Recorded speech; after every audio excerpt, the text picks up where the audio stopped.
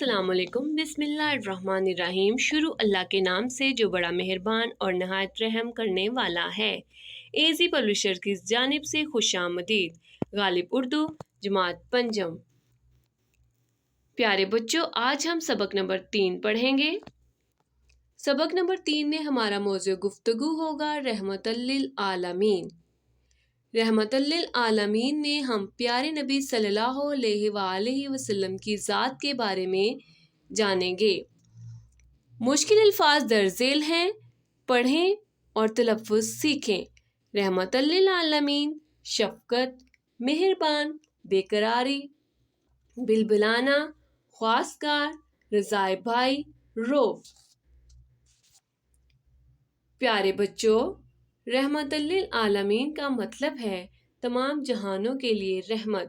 اللہ تعالیٰ نے اپنے پیارے حبیب حضرت محمد رسول اللہ خاتم النبیین صلی اللہ علیہ وآلہ وصحبہ وسلم کو تمام جہانوں کے لیے رحمت بنا کر بھیجا ہے۔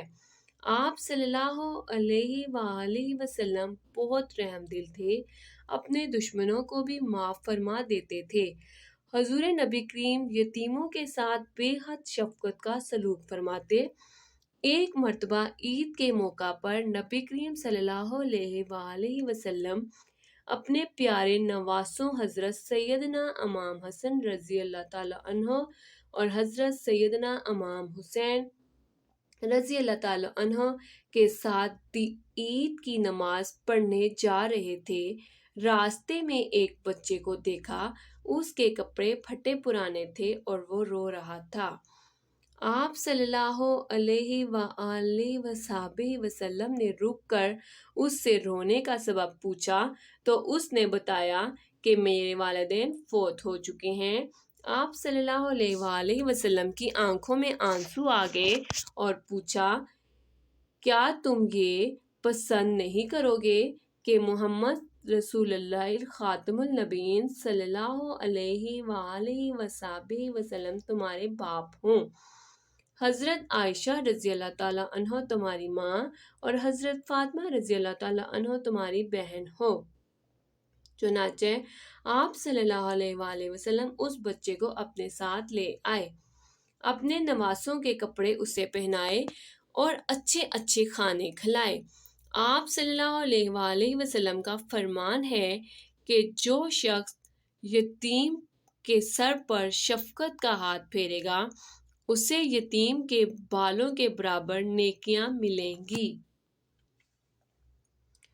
نبی کریم صلی اللہ علیہ وآلہ وسلم غلاموں، یتیموں اور بے سہارا لوگوں سے بہت ہمدردی رکھتے تھے۔ آپ صلی اللہ علیہ وآلہ وسلم کا ارشاد مبارک ہے کہ غلام تمہارے بھائی ہیں، انہیں وہی کھانا کھلاؤ جو تم کھاتے ہو اور اسی قسم کا لباس انہیں پہننے کے لیے دو جو تم خود پہنتے ہو۔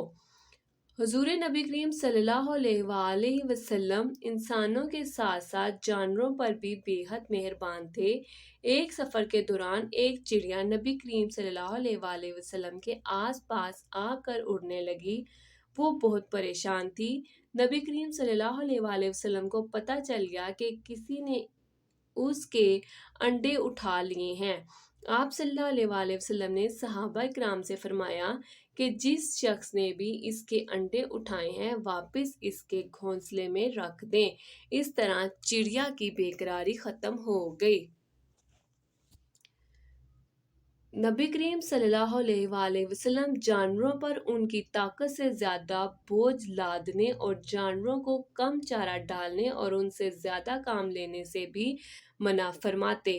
ایک مرتبہ حضور نبی کریم صلی اللہ علیہ وآلہ وسلم ایک باغ میں تشریف لے گئے۔ وہاں ایک اونٹ تھا جو بھوکا تھا۔ آپ صلی اللہ علیہ وآلہ وسلم کو دیکھ کر وہ بلبلانے لگا، جیسے آپ صلی اللہ علیہ وآلہ وسلم سے شکایت کر رہا ہو کہ میرا مالک مجھے بھوکا رکھتا ہے۔ آپ صلی اللہ علیہ وآلہ وسلم نے اس کے مالک کو بلایا اور فرمایا، اس جانور کے معاملے میں تم خدا سے نہیں ڈرتے؟ حضرت محمد رسول اللہ خاتم النبیین صلی اللہ علیہ وآلہ وسلم اپنے دشمنوں کے لیے بھی رحمت تھے۔ فتح مکہ کے موقع پر آپ صلی اللہ علیہ وآلہ وسلم نے اپنے دشمنوں کو معاف فرما دیا۔ آپ صلی اللہ علیہ وآلہ وسلم نے اس عورت کو بھی معاف فرما دیا جس نے آپ صلی اللہ علیہ وآلہ وسلم کے چچا حضرت امیر حمزہ کا کلیجہ چبایا تھا۔ اس کا نام ہندا تھا۔ غزوہ احد میں اپنے غلام وحشی کی مدد سے اس ظالم عورت نے آپ صلی اللہ علیہ وآلہ وسلم کے چچا کو شہید کروایا اور ان کا کلیجہ چبایا تھا۔ فتح مکہ کے موقع پر یہ عورت آپ صلی اللہ علیہ وآلہ وسلم کی خدمت میں حاضر ہوئی اور معافی کی درخواست گزار ہوئی۔ آپ صلی اللہ علیہ وآلہ وسلم کو اپنے چچا حضرت امیر حمزہ سے بہت پیار تھا۔ وہ آپ صلی اللہ علیہ وآلہ وسلم کے رضاعی بھائی بھی تھے۔ ہندا کے اس قدر ظلم اور زیادتی کے باوجود آپ صلی اللہ علیہ وآلہ وسلم نے اسے معاف فرما دیا۔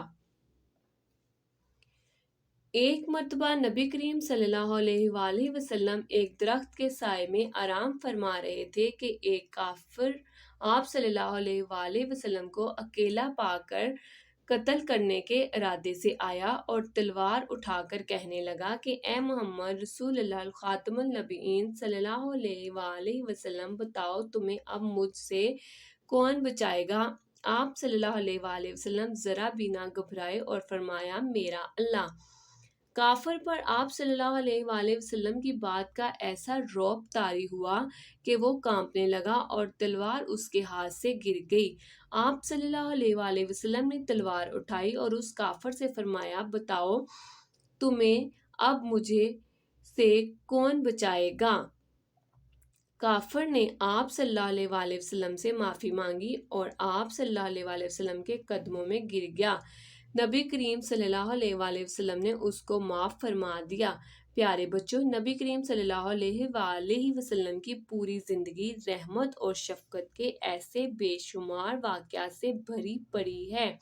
ہمیں چاہیے کہ اپنے پیارے آقا کریم صلی اللہ علیہ وآلہ وسلم کی تعلیمات پر عمل کرتے ہوئے زندگی بسر کریں۔ پیارے بچوں، ویڈیو دیکھنے کا بہت بہت شکریہ۔